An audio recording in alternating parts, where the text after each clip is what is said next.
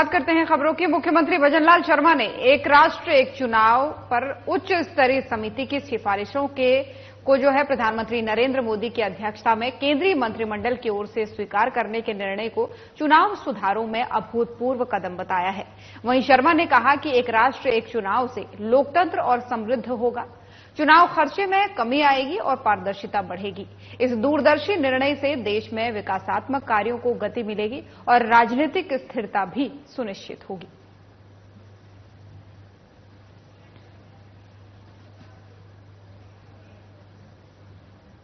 National anti doping agency की ओर से बुधवार को नई दिल्ली में एनएडीए इंडिया इंक्लूसिव कॉन्क्लेव का आयोजन किया गया, जिसमें विभिन्न विशेषज्ञों ने डोपिंग से संबंधित विभिन्न बिंदुओं पर पैनल डिस्कशन किया।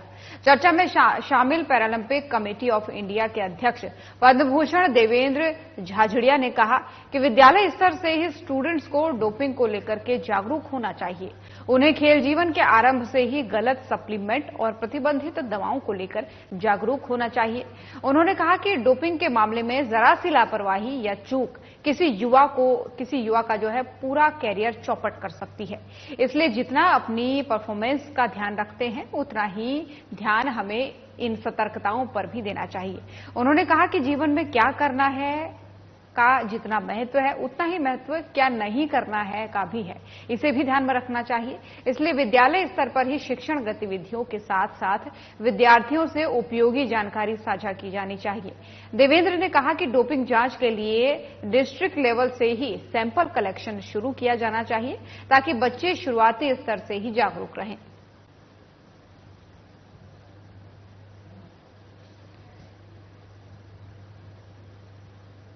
जयपुर में विधानसभा उपचुनाव को लेकर के कांग्रेस पार्टी जोर शोर में लगी हुई है।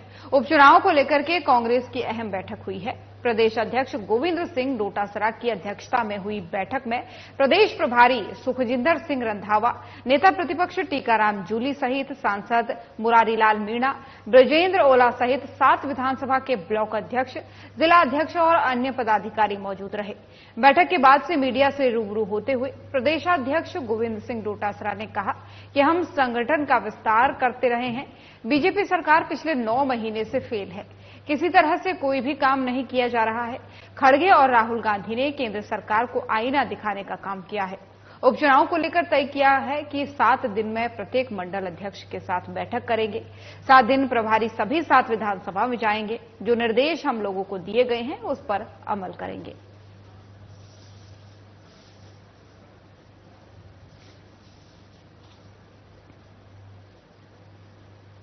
जयपुर में बुधवार को सहकारिता राज्य मंत्री गौतम कुमार दत्त ने सहकारिता विभाग में नवनियुक्त 29 सहायक रजिस्ट्रार और 40 सहकारिता निरीक्षकों को संबोधित किया। दत्त ने कहा कि राज्य सरकार की योजनाओं का वास्तविक लाभ आमजन तक पहुंचाने के लिए सभी एक दूसरे के साथ सहयोग की भावना के साथ काम करें, जिससे कि सहकारिता के माध्यम से समृद्धि का मार्ग प्रशस्त हो सके। उन्होंने कहा कि स्थानीय आवश्यकताओं और परिस्थितियों को देखते हुए अधिक से अधिक नवाचारों को अपना करके और आमजन के साथ संवेदनशील होकर के काम करें। उन्होंने साथ ही कहा कि सहकारिता में विकास की अकूत संभावनाएं हैं। हमारा प्रयास होना चाहिए कि कोई भी व्यक्ति सहकारिता से वंचित न रहे। उन्होंने नवनियुक्त सहायक रजिस्ट्रार और निरीक्षकों से कहा कि आप फील्ड में पारदर्शी और खुलेपन के साथ कार्य करें, ताकि लोगों की सहकारिता में विश्वसनीयता बढ़े।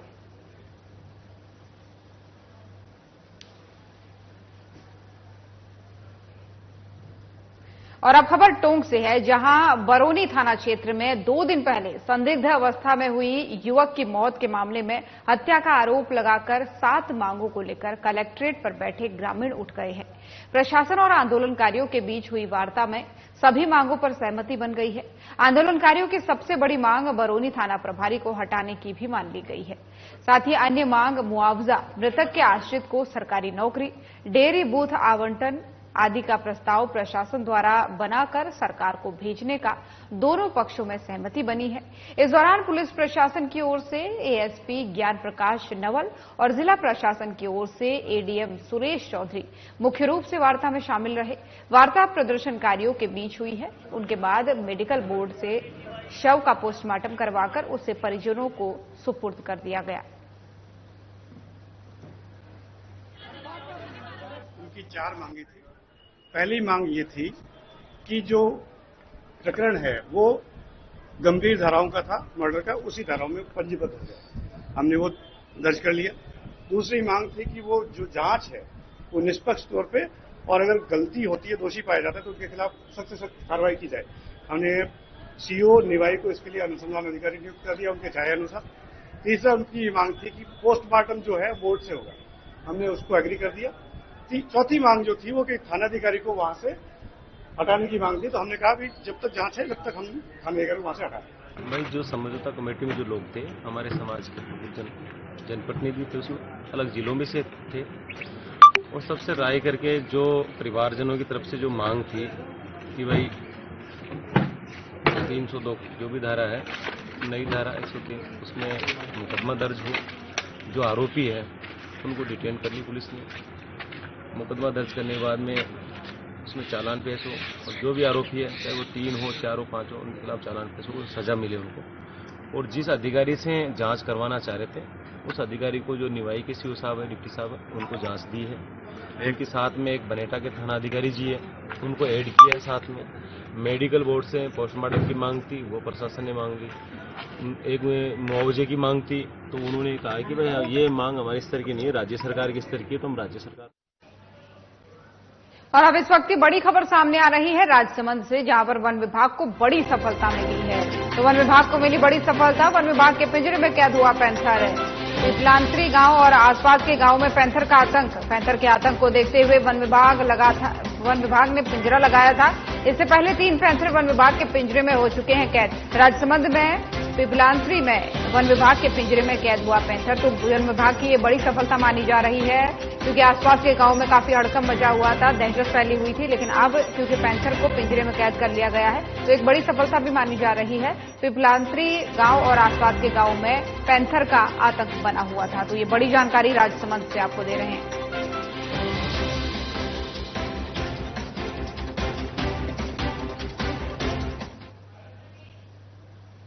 बांसवाड़ा में उत्तराखंड यात्रा पर गए करीब 100 यात्री भूस्खलन में फंसे हुए बताए जा रहे हैं।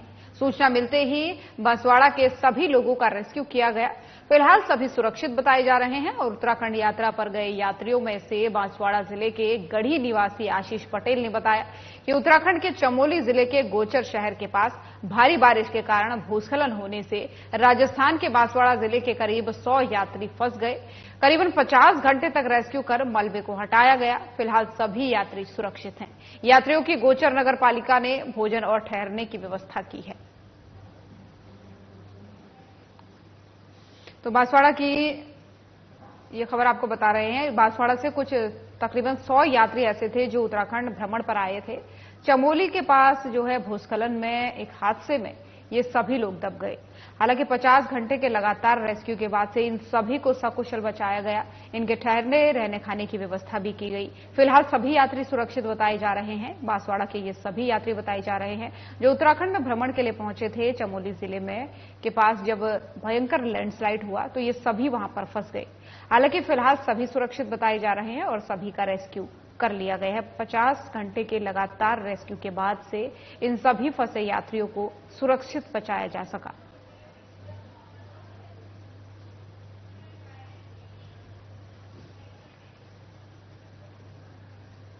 और दौसा में बांदीकुई के जोधपुरिया में बुधवार शाम 2.5 साल की बच्ची बोरवेल के पास गड्ढे में गिर गई। बच्ची गड्ढे में करीब 35 फीट नीचे फंसी हुई थी। वहीं मामले की जानकारी मिलने के बाद से प्रशासन मौके पर पहुंचा और बच्चों को निकालने के प्रयास में जुट गया। वहीं एसडीआरएफ और एनडीआरएफ को बुलाया गया, जिसके बाद लगातार 18 घंटे तक चले रेस्क्यू के बाद से बच्ची को सकुशल बाहर निकाला गया। इसके बाद से आसपास के लोगों में खुशी की लहर है और एसडीआरएफ और एनडीआरएफ की जमकर तारीफ की जा रही है।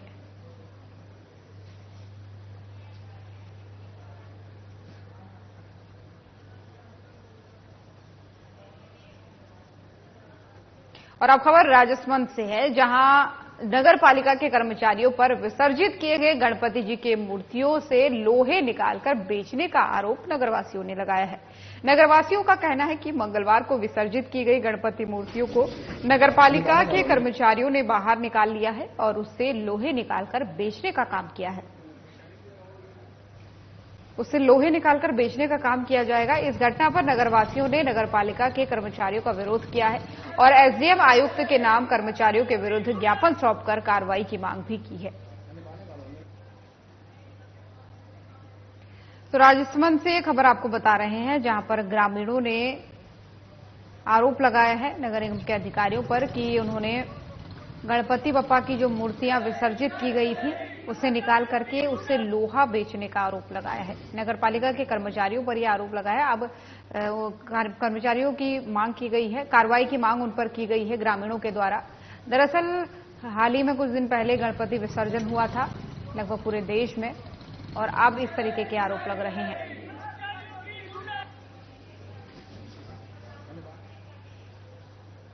और टोंक में बीते दिनों हुई लोकेश चौधरी की हत्या मामले में कार्रवाई न होने और उचित आर्थिक सहायता नहीं मिलने से नाराज ग्रामीणों और परिजनों ने जिला कलेक्टर को ज्ञापन सौंपकर आर्थिक सहायता दिलाने की मांग की है। साथ ही हत्यारों पर कार्रवाई की मांग और इलाके में बढ़ रहे नशे के खिलाफ कार्रवाई करने की मांग उठाई है। सरपंच संघ जिला अध्यक्ष मुकेश मीणा ने बताया कि बीते दिनों स्मैक के कुछ व्यवसाय करने वालों ने लोकेश की हत्या कर दी थी, जो कि दूनी थाने में नामजद मामला दर्ज था, लेकिन कोई कार्रवाई नहीं हुई। साथ ही उस वक्त आर्थिक सहायता दिलाने का भी वादा किया गया था, जो अभी तक नहीं मिला है।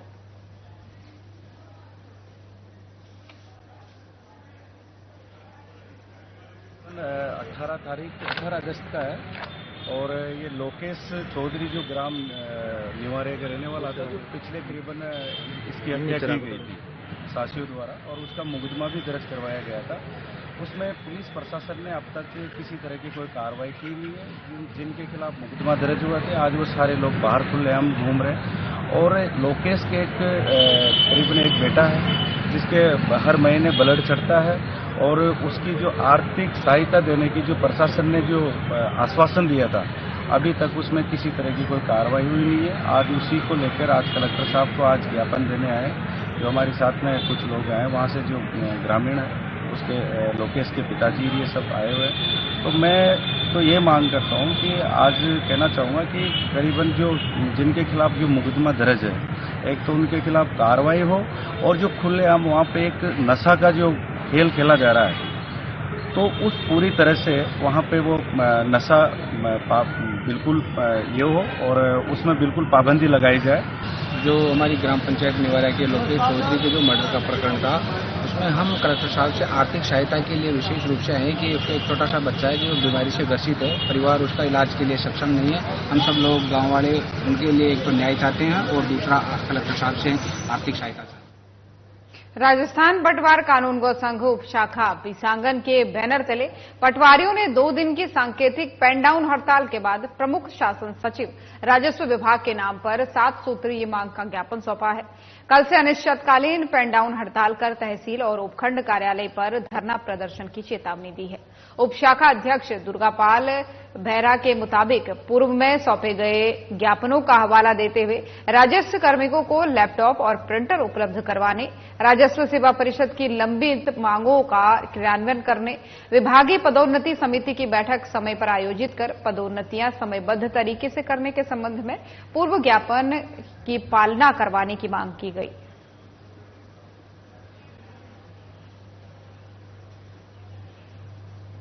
बहरोड पुलिस ने फैक्ट्री में सरिया चोरी करने के मामले में कार्रवाई करते हुए 4 लोगों को गिरफ्तार किया है।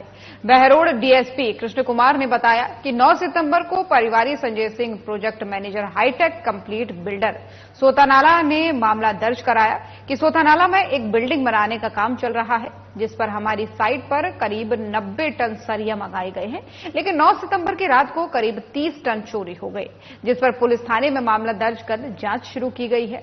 पुलिस ने कार्रवाई करते हुए आरोपी मनोज और प्रिंस लकी, सतविंदर सिंह, अंकित, पुष्पेंद्र को पुलिस ने गिरफ्तार किया है। साथ ही कब्जे से ट्रैक्टर ट्रॉली जब्त की है।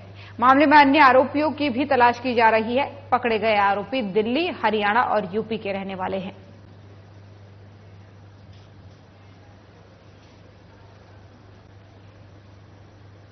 और बांसवाड़ा जिले के घाटोल कस्बे में सिद्धिविनायक मंदिर के पास लोहे के पाइप से भरा एक ट्रॉला पलट गया, जिससे एक बड़ा हादसा होते होते टल गया।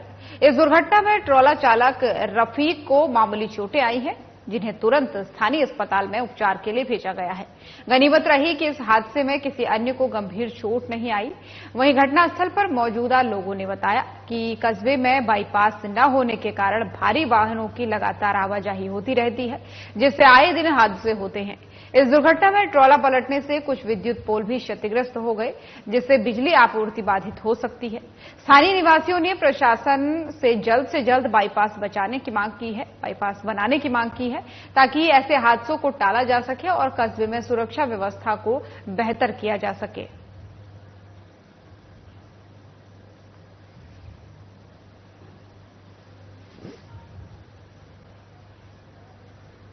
और राजगढ़ थाना क्षेत्र में अलग अलग सड़क दुर्घटनाओं में 6 लोग घायल हुए हैं, जिन्हें राजगढ़ सीएचसी पहुंचाया गया, जहां से 4 घायलों को प्राथमिक उपचार के बाद अलवर रेफर कर दिया गया।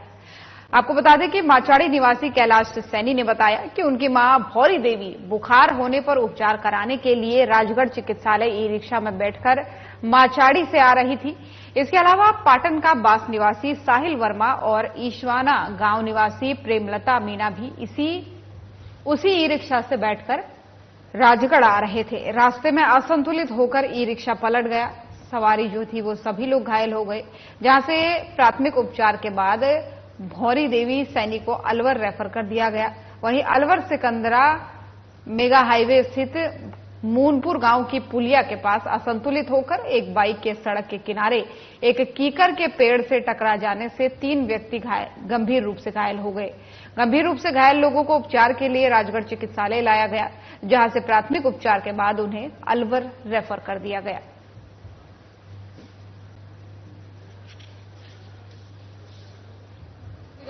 दिखाने के लिए तंबू बैठ के आ रही थी राजगढ़ माता दिखाने के लिए। तो ये जो नगर पालिका का पुराना ऑफिस है उससे आगे ये करोल भवन से 14% पर तंबू लौटा दिया, जो मेरी माँ के खोपड़ी में लगी, कान में लगी और हाथ टूट गया, पैर में लगी है पुली में और कान छिड़ गया। यहाँ आज से टाके आए हैं, जिनको यहाँ से अलवर रेफर कर दिए गए। कितने लोग थे टेम्पो में सवार? टेम्पो 4 लोग थे। टेलीफोन सूचना मिली, मूनपुर पुलिया के पास एक्सीडेंट हो गया। सूचना के आधार पर हम पहुंचे तो आज 3 व्यक्ति थे, एक ही परिवारजन थे, जो नारायणी माता से अपने गांव जा रहे थे।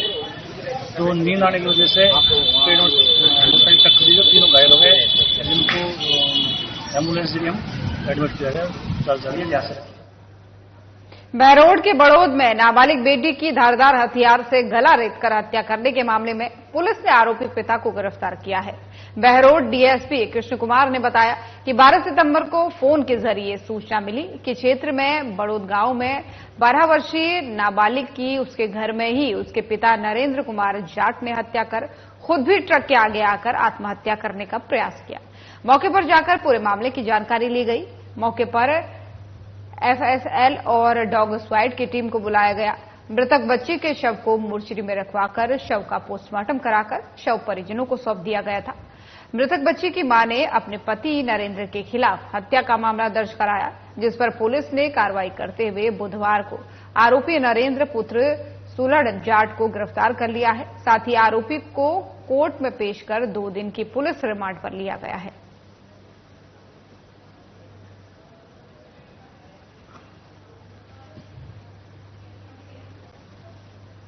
बांसवाड़ा शहर के कोतवाली थाना क्षेत्र स्थित खाटवाड़ा में एक युवती ने अज्ञात कारणों के चलते अपने ही घर में फांसी का फंदा लगाकर जान दे दी। जब परिजनों को घटना की जानकारी मिली तो उन्होंने कोतवाली थाना पुलिस को इसकी सूचना दी, जिसके बाद से पुलिस मौके पर पहुंची और परिजनों की मौजूदगी में शव को कब्जे में ले लिया गया, जिसके बाद से पुलिस ने शव को महात्मा गांधी अस्पताल की मोर्चरी में रखवाया। फिलहाल पुलिस मामले की जांच पड़ताल में जुटी हुई है।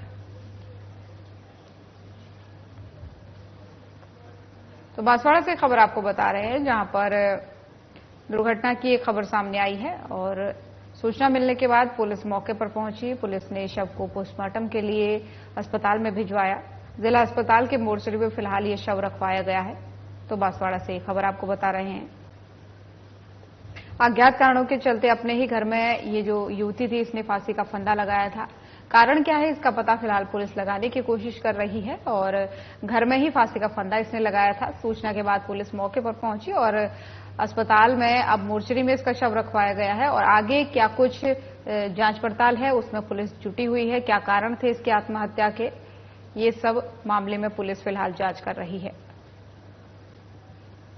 इसकी लड़की नाम है पलक, डॉक्टर ऑफ भरत दामोर, उम्र 22 साल, निवासी कालिका माता शाखा की।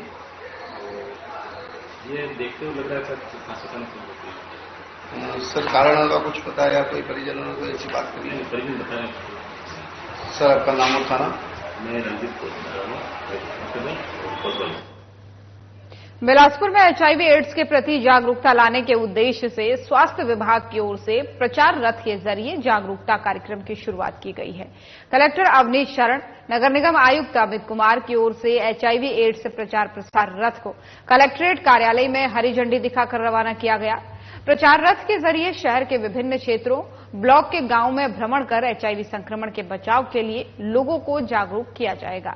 इस अवसर पर CMHO doctor Prabhat Shrivastava, civil surgeon doctor Anil Gupta, nodal अधिकारी डॉक्टर गायत्री बांधी, DPM और स्वास्थ्य विभाग के अन्य कर्मचारी उपस्थित रहे।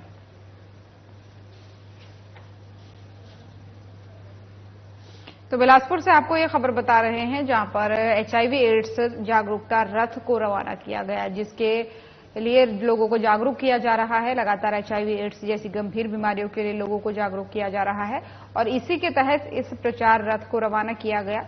इससे जो है लोगों में जागरूकता फैलेगी। कलेक्टर ने इस जागरूकता रथ को हरी झंडी दिखाई, जिसकी तस्वीरें आपको दिखा रहे हैं। तो इस कार्यक्रम की शुरुआत की गई है और कलेक्टर अवनीश शरण जो है नगर निगम आयुक्त अमित कुमार की ओर से इस HIV एड्स प्रचार प्रसार रथ को कलेक्टर कार्यालय से हरी झंडी दिखा करके रवाना किया गया है। ये रथ जो है शहर के विभिन्न अलग अलग क्षेत्रों में जाएगा, गांव में जाएगा और लोगों को इससे जागरूक किया जाएगा किस तरीके से HIV संक्रमण से बचाव किया जा सकता है। इस बारे में भी लोगों को इसके तहत जानकारी दी जाएगी। पिसांगन में दिगंबर जैन समाज की ओर से महावीर जयंती महापर्व उत्साह और उमंग पूर्वक मनाया गया। इस अवसर पर भगवान महावीर की कस्बे में गाजे बाजे के साथ भव्य रथ यात्रा निकाली गई। भगवान महावीर के रथ के सारथी कुंतीलाल पहाड़िया बने। रथ यात्रा सरावगी मोहल्ला स्थित दिगंबर जैन मंदिर से शुरू होकर के सदर बाजार, बजरंग मार्केट, गणगौरी चौक, टंकी के पास होते हुए पुनः जैन मंदिर पहुंच करके संपन्न हुई। रथ यात्रा का विभिन्न समुदायों की ओर से पुष्प वर्षा कर स्वागत सत्कार किया गया।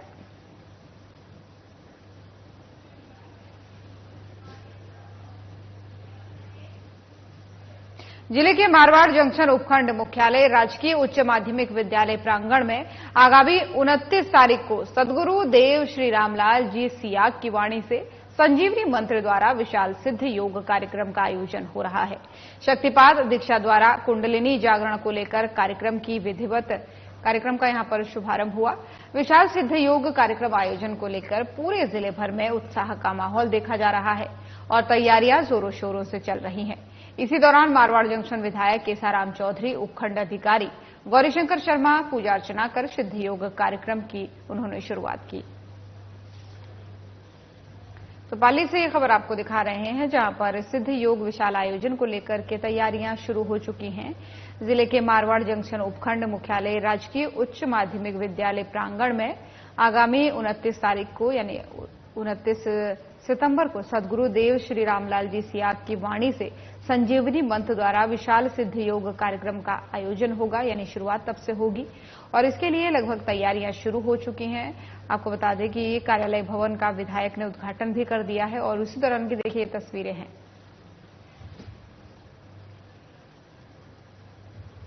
तो खबर राजस्थान देख रहे थे आप। बुलेटिन में फिलहाल इतना ही। खबरें लगातार जारी हैं। नमस्कार।